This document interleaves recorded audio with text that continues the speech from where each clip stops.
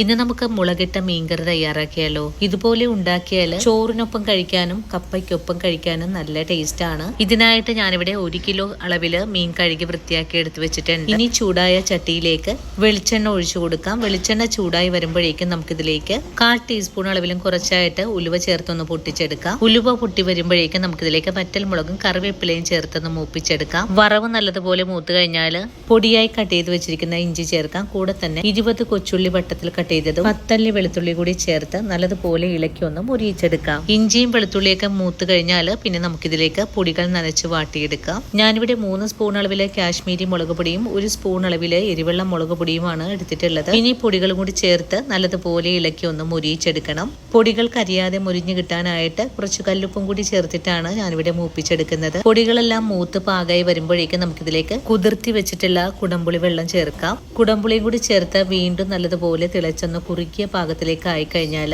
കറിയുടെ ചാറിന് ആവശ്യമായ വെള്ളവും കൂടെ ഒഴിച്ചു കൊടുക്കാം. വെള്ളമൊക്കെ ചേർന്ന് നല്ലതുപോലെ കുറുകി പാകമായി വരുമ്പോഴേക്കും നമുക്കിതിലേക്ക് കഴുകി വൃത്തിയാക്കി വെച്ചിരിക്കുന്ന മീൻ കഷ്ണങ്ങൾ ചേർക്കാം.